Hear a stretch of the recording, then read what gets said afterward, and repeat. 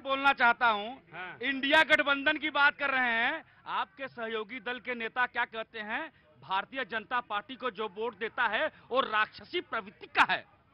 इनके नेता सहयोगी दल के नेता कहते हैं, इन्हीं के सहयोगी दल के नेता तमिलनाडु में क्या कहते हैं, जफरुल्ला नाम है उनका, भारत माता, एक महिला का नग्न तस्वीर बनाते हैं और भारत माता का जो है यहाँ पर झंडा तिरंगा हमारा, एक तरफ श्री राम एक तरफ लक्ष्मण, मोदी जी का और अमित शाह जी का चेहरा डाल करके वो दर्शाते हैं। ये राक्षसी प्रवृत्ति है और किस प्रकृति का है ये लोग। और जो कहते हैं भारत माता के, इंडिया का फारूक अब्दुल्ला किसके साथ है जो भारत में अलग प्रधानमंत्री की बात करते हैं, ये बताइए। वो महबूबा मुफ्ती जो कहती है कि अगर तुम 370 हटाओगे तुम्हारे तिरंगे को कोई कंधा देने वाला नहीं मिलेगा, वो किसके साथ है, तुम्हारे साथ है। ये टुकड़े टुकड़े गैंग के समर्थक, ये लोग ये देश को टुकड़े करना चाहते हैं। लेकिन हिंदुस्तान की जनता, माँ भारतीय की जनता, माँ भारतीय चिल्ला चिल्ला करके कह रही है कि यही वक्त है, यही समय है, इनको सबक सिखाओ और इनको रास्ते पर ले आओ, नहीं तो बाप रे बाप। गनीमत है पानी की बोतल रखी थी वहां पे, कहीं बम बम रखा होता तो वही फाड़ दिए होते। माँ भारती कांग्रेस जय संविधान। प्रतीक जी, मैं ये बताना चाहती हूँ, आपने कहा जय संविधान जी, हम ये कहने की जरूरत क्यों पड़ी? ये जरूरत इसलिए पड़ी क्योंकि हम लोग जिस तरीके से संविधान को बार बार संविधान को बचाने के लिए इंडिया गठबंधन इसीलिए बना है क्योंकि इस देश के अंदर युवाओं के सपने बिखर गए हैं। यहाँ जितने लोग खड़े हैं, क्या ये बता सकते हैं कितने लोगों को रोजगार दिया है मोदी सरकार ने? लगातार मोदी सरकार झूठ बोलती रही। तो ये जो इंडिया गठबंधन बना, ये युवाओं के लिए, ये देश के लिए बना, ये जो सपने बिखर गए थे उनको जोड़ने के लिए बना। लेकिन मैं आज एक बात कहना चाहती हूँ, देखिए अडानी की रिपोर्ट आई, हिडनबर्ग की रिपोर्ट आई, तब भी खामोश रहे। वो मोदी जी के सहयोगी हैं अडानी जी। मैं ये पूछना चाहती हूँ क्यों बचाना सहयोगी कैसे? उनके बहुत उनके निकटी है, उनके तस्वीरें सबके सामने हैं, उनके मित्र हैं और ये इस बात से आप इनकार नहीं कर सकते। मित्र हैं और सहयोगी में दोनों में फर्क है, बिल्कुल दोनों में फर्क है, वोट दोनों अलग अलग है। हाँ, रॉबर्ट तो जीजा जी के साथ भी आई है, तस्वीरें तो जीजा जी के साथ भी आई है। जीजा जी प्लेन में क्या कर रहे हैं? Adani let her complete. सहयोगी और हाँ क्या हुआ, किस पे बोलेंगे? अडानी पे बोलेंगे क्या? मैं सर मैम जो बोली है उनका जवाब देना चाहूँगा। नहीं मैम अभी पूरा नहीं बोली, पहले मैम पूरा बोलेंगी उसके बाद जवाब आएंगे। सर आपकी आपत्ति मैंने ले ली और आप उसका क्लैरिफिकेशन दे सकते हैं जी। देखिए G20 की मीटिंग है, सारे नेता आ रहे हैं और पूरे देश की शाख जो है वो लगी हुई है क्योंकि अब हम चाहते हैं कि जेपीसी की मांग हो और अडानी जी को तुरंत, क्योंकि देखिए और अगर देशों के अंदर ऐसा होता तो अडानी जी इस समय जेल में होते। लेकिन वो पैसा किसका है? वो जनता के पैसे का पैसा है और वो लगातार इस्तेमाल इस तरीके से किया जा रहा है।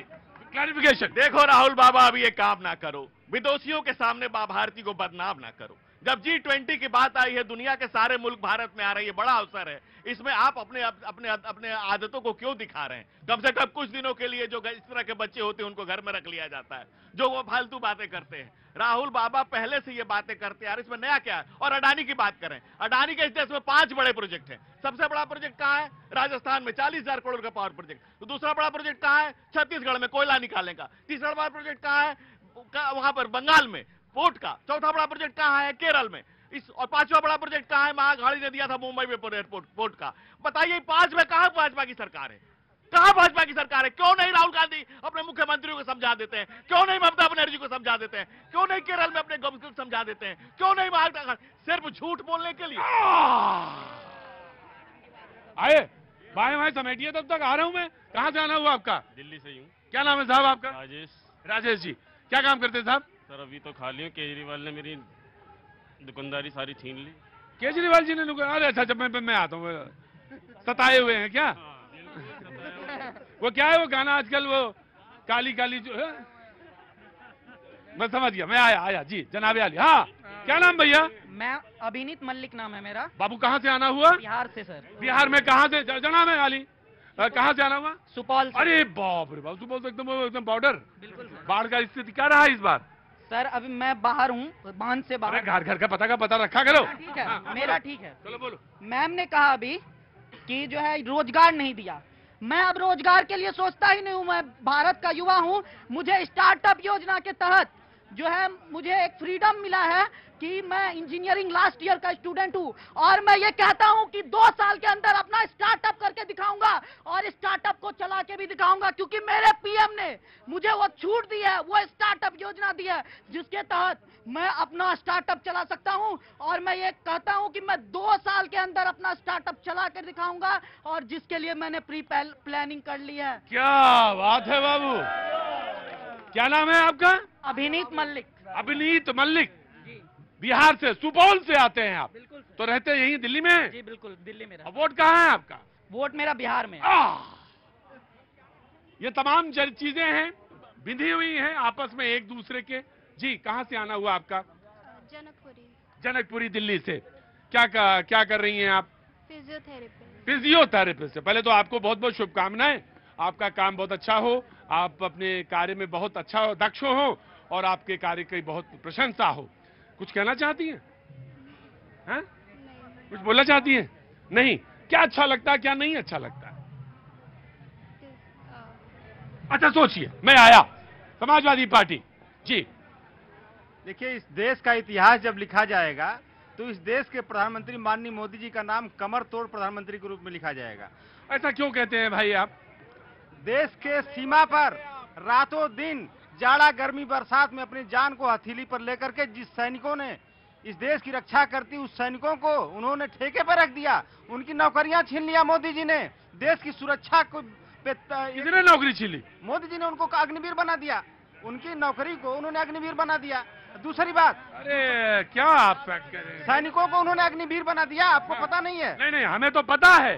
तो कैसे नौकरी छीन गई, ये मैं जानना चाहता हूँ। 4 साल के ठेके पर रख दिया उनको। सुप्रीम कोर्ट का बयान आपने पढ़ा था? बयान नहीं, वर्डिक्ट का है सुप्रीम कोर्ट का बयान। देखिए मैं बता रहा हूँ आपको। आपने वर्डिक्ट पढ़ा था? जी देखिए, 4 साल की ठेके पर रख दिया जवानों को मोदी जी ने, देश की कमर तोड़ दिया, देश की अर्थव्यवस्था की कमर तोड़ दी। सुप्रीम कोर्ट में, एक minute hold on, supreme court ने वर्डिक्ट में क्या कहा था, मैं ये जानना चाहता हूं, मैं आपके मुंह से सुनना चाहता हूं। डिट्टो, वर्डिक्ट क्या था? देखिए, सुप्रीम कोर्ट ने क्या रोक लगाई है क्या? मैं जो सवाल पूछा उसका जवाब अगर आपके पास है तो दीजिए, वरना आगे बढ़ जाइए। देखिए, मैं ये कहना चाह रहा हूं कि इस देश में 1947 से लेके सुप्रीम कोर्ट का वर्डिक्ट था अग्निवीर के बारे में कि पूरी दुनिया में तमाम फौजें, तमाम देशों की फौजें जो नियुक्तियां हैं उस पर कंट्रोल कर रही हैं, उसको कम कर रही हैं। अच्छी योजना है, लेकिन केंद्र सरकार इसको स्पष्ट रूप से बताने में असफल रही। योजना अच्छी है, अगर उसको आगे बढ़ के बोला होता, फेस किया तो अच्छी योजना थी, बता ले जाते। ये वर्डिक्ट था। अब आगे बढ़िए, अब आप बोलिए। सर देखिए, माननीय सुप्रीम कोर्ट ने बहुत सारे सुझाव दिए, लेकिन एक भी सुझाव इस मोदी सरकार ने नहीं माना। दूसरी बात मैं कह रहा हूं, इस देश की अर्थव्यवस्था की कमर, जैसे मिसाल के तौर पे सुप्रीम कोर्ट, मतलब यहाँ पे अगर आपने एक फेज भी बोला उस पर कॉन्ट्राडिक्ट आएगा, सवाल खट से पूछूंगा। जैसे कौन सी चीज नहीं मानी? लगाओ, कहां से आए भैया? तो हल्ला मचाओगे किसको? तुम कहां से हो? बिहार में। कहां से? तुम कहां से हो? और तुम? मधुबनी। थोड़ा दूर दूर है ये दोनों। जाओगे बेटा वहीं, सब लोग को वहीं जाना है। ये स्टार्टअप का बात कर रहा है। अभी आ रहा हूँ स्टार्टअप में। जी जनाब आली, बोलिए। नकल कराना पाप है। देखिए, माननीय मोदी नहीं, लेकिन मैं चांस देता हूं, क्योंकि डिबेट अच्छी होनी चाहिए, स्वस्थ होनी चाहिए। और इसमें ये वो डिबेट है अगर इसमें किताब खोलनी पड़ जाए तो बहुत अच्छी बात है। किताब खोल के करिए डिबेट। जी, माननीय सुप्रीम कोर्ट ने महाराष्ट्र में एक हेट स्पीच का मामला आया था, उसमें माननीय सुप्रीम कोर्ट ने कहा था मोदी सरकार को, आप इस तरह के हेट स्पीचेज में कार्रवाई क्यों नहीं करते हैं? उसने सुप्रीम कोर्ट ने स्पष्ट लिखा था, this government is important and powerless. उसके बाद भी मोदी सरकार, इम्पोर्टेंट शब्द का इस्तेमाल किया। मैं आपको इंडियन एक्सप्रेस की न्यूज दिखा दूंगा, you can find it in Google news.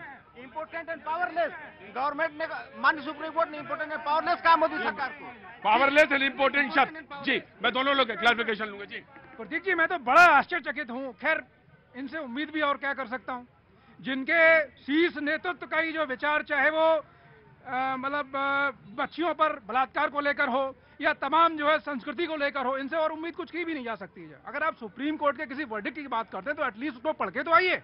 अभी तमाम जो बातें कहे जा रहे हैं, जो अभी रोजगार की बात की, तो मैं थोड़ा देशवासियों का ध्यान थोड़ा पूर्व में आकर्षित करना चाहता हूं कि कैसे ये लोग जो है, जो ब्रिटिशर्स की जो पॉलिसी है उसको अपनाने का प्रयास कर रहे हैं। जो 300 वर्ष पूर्व, अब आप सब पढ़े लिखे, 180 से लेकर 1400 AD तक जो है हमारा जो देश नंबर 1 पोजीशन होल्ड करता था अर्थव्यवस्था के मामले में। जो हम क्यों पीछे आए? क्योंकि जो हमारा नैरेटिव था अर्थव्यवस्था को लेकर, जो रोजगार जो की बड़ी बात करते हैं ना, ये जो वो क्या था कि उत्तम व्यापार, मध्यम खेती और नीच चाकरी, ये डिस्कोर्स होता था हमारे मूल अर्थव्यवस्था का। ब्रिटिशर्स ने आके उसको टारगेट किया। उन्होंने क्या कहा?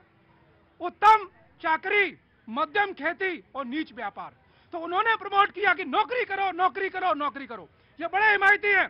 जितने भी टॉप 10 डेवलप कंट्रीज हैं, जरा कितने जो वहां पे एम्प्लॉयमेंट है उसका डेटा दिखा दें। जो मैं बात कर लूंगा। जो मैं आपको गलत नहीं कह रहा हूं, मैं चेक कर लूंगा, क्रॉस चेक। अगर 144 करोड़ के देश में अगर रोजगार के अवसर पैदा हो रहे हैं, सबको ये पता है क्या बताइए ना। आप ईमानदार पार्टी के प्रतिनिधि है ना? ईमानदार हैं जी, कट्टर ईमानदार हैं, डक्के की चोट पे कहते ईमानदार हैं। हम हम लोग भ्रष्टाचारी को अपने पार्टी में नहीं लेते।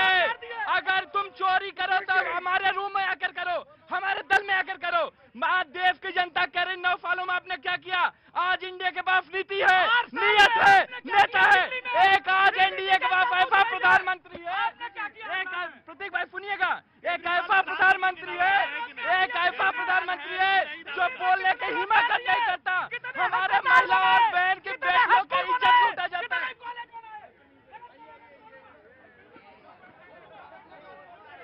एक ऐसा शब्द नहीं, बीच में नहीं बोलेंगे। नहीं, आप बीच में नहीं बोलेंगे, बीच में नहीं बोलेंगे। किसी के बीच में बोलना गलत है। किसी के बीच में बोलना गलत है। मैंने आपको भी बोल दिया। मैं ये बोल रहे थे। प्रतीक जी, मैं तो उम्मीद कर रहा था कि ईमानदार राजनीति के पढ़ता लोग उस तरह का अचल प्रस्तुत करेंगे। जो वो तो मेरा समय भी छीनने लग गया। ये तो ईमानदार हैं, जो ये तथाकथित हैं, तथाकथित ईमानदार हैं, तथाकथित जो है मतलब कहना चाहिए। कट्टर शब्द साहित्य में किसके लिए प्रयोग होता है? जो स्वयं घोषित होता है। कोई दूसरा जो उपमा नहीं देता कट्टर की। जो right, I have taken your point, now you please. मैं आपसे बस एक अनुरोध करूंगा कि चुना हुआ मुख्यमंत्री और देश का प्रधानमंत्री बहुत सम्माननीय होते हैं। शब्दों का इस्तेमाल गरिमा के साथ करेंगे। प्रतीक भाई निश्चित रूप से सम्मानी होते हैं। जितना रेस्पेक्ट मुझे अरविंद केजरीवाल जी के लिए है, उतना रेस्पेक्ट देश के प्रधानमंत्री नरेंद्र मोदी जी के लिए है। लेकिन देश का युवा होने के कारण, एक आम आदमी पार्टी का प्रवक्ता होने के कारण नहीं, लेकिन देश का युवा होने के कारण मुझे भी दर्द है, पीड़ा है। छोड़ दीजिए कौन से पार्टी के, मैं कौन से पार्टी को हूं। आज इंडिया और एनडीए का अलायंस हुआ है। आज आखिर ये जानने की जरूरत है इंडिया का आखिर गठबंधन क्यों हुआ। आज अलग अलग विचारधारा रखने वाली पार्टी इकट्ठे क्यों हुई? इकट्ठे इसलिए देश के अंदर एक घोषित आपातकाल चल रहा है। देश के अंदर जो भी भारतीय जनता पार्टी के केंद्र सरकार के खिलाफ बोलने की हिम्मत करता है उसको जेल में डाल दिया जाए। मैं यही बात जानना चाहता हूं कि जब ये सरकार बनेगी, मिसाल के तौर पे INDIA की, तो सावरकर को क्या कहेंगे आप और बाकी शिवसेना? सावरकर के मुद्दे पे आपका क्या स्टैंड होगा, ये मैं जानना चाहता हूं।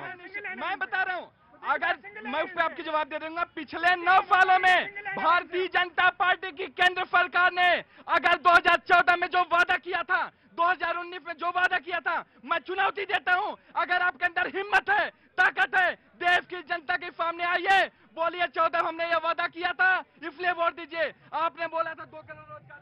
मैंने सवाल किया कि अगर आपकी सरकार बनी INDIA की, तो सावरकर को लेकर आपका स्टैंड क्या होगा और आपका स्टैंड क्या होगा? इसका जवाब देती हूँ। देखिए, बात यहाँ मुद्दा जो है सावरकर का नहीं अरे भाई देखिए, ऐसे नहीं, आराम से। ये अपने ही हैं, कोई पराये नहीं है जी। मुद्दा सावरकर का नहीं होगा, मुद्दा होगा रोजगार का। मुद्दा विचारधारा का नहीं होगा। मुद्दा होगा क्योंकि 15 लाख जब देश के प्रधानमंत्री, तो हर आदमी अलग अलग भागेगा। घोड़ा एक तरफ चलेगा या अलग अलग दिशाओं में चलेगा? झूठ बोलते हैं सबके सामने, युवाओं को बरगलाने की कोशिश करते हैं, तब कोई सवाल नहीं पूछता, तब मीडिया कहाँ चुप हो जाता है। मीडिया को ये सवाल पूछना चाहिए कि 15 लाख क्यों नहीं आए अकाउंट में, लेकिन वही हमारी सरकार बनती है। मुझे बताइए कि 15 लाख अकाउंट में क्यों आने चाहिए हमारे? वादा क्यों करते हैं? वादा और इरादे में यही फर्क है। कांग्रेस नहीं, मैं आपसे पूछता हूँ कि आप 15 लाख अगर हमको देंगे आपको, तो आप ले लेंगी क्या? देखिए, हमने 2000 का वादा किया, वादा नहीं था कांग्रेस का, इरादा था, इसलिए पूरा किया। मैं आपसे पूछता हूँ, अब आ गया। एक मिनट, वन बाय वन, एक एक करके। बहन जी, पहले तो बहुत बहुत शुभकामनाएं रक्षाबंधन की। आपको भी। कहाँ से आना हुआ आपका? ऑस्ट्रेलिया रहती हैं, तो पहले तो बहुत बहुत शुभकामनाएं।